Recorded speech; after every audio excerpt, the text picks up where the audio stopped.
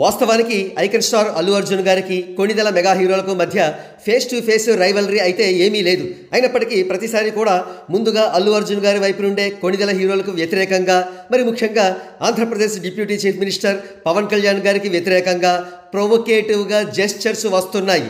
ఇక తాజాగా 3 అంశాల ఆధారంగా పవన్ కళ్యాణ్ గారిపై అల్లు అర్జున్ గారి హేట్రెడ్ నెక్స్ట్ లెవెల్కు చేరిందని చెప్పవచ్చు.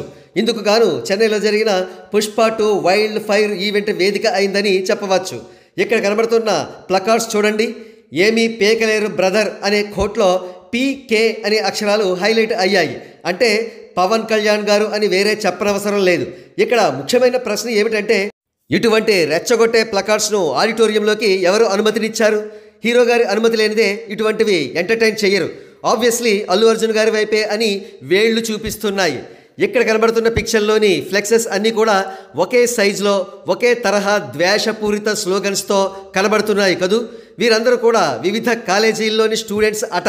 అటువంటప్పుడు సేమ్ థీమ్తో, సేమ్ హేట్రెడ్తో ఫ్లెక్సెస్ ఎలా డిజైన్ చేయించారు? మళ్ళీ యథాప్రకారం అన్ని వేళ్లు కూడా అల్లు అర్జున్ గారి వైపే గురి పెడుతున్నాయి.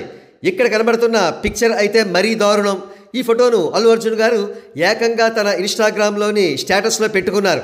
ఈ పిక్చర్ బ్యాక్డ్రాప్లో బ్లర్ చేసి ఉన్న కాంట్రవర్షియల్ హోర్డింగ్ కనిపిస్తోంది.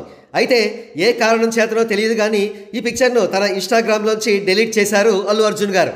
ఇకపోతే మరొక దారుణమైన విషయం ఏమిటంటే, పవన్ కళ్యాణ్ గారిపై విద్వేషపూరితంగా ఉన్న కాంట్రవర్షియల్ ప్లకార్డ్స్ను టీవీలలో లైవ్లో కవర్ చేశారు. పవన్ కళ్యాణ్ గారి ఫ్యాన్స్ని రెచ్చగొట్టే ఇటువంటి చర్యల వల్ల ఎంత మాత్రం ఉపయోగం లేకపోగా తన సినిమాకు ఎంతో కొంత డ్యామేజ్ చేస్తుందనే విషయాన్ని అల్లు అర్జున్ గారు గ్రహించాలి. ఒకవేళ ఈవెంట్లో పవన్ కళ్యాణ్ గారికి వ్యతిరేకంగా డిస్ప్లే చేసిన ప్లకార్డ్స్ విషయంలో అల్లు అర్జున్ గారి ప్రమేయం నిజంగానే లేకపోతే ఇందుకు బాధ్యులపై తక్షణమే చర్యలు తీసుకోవాలి.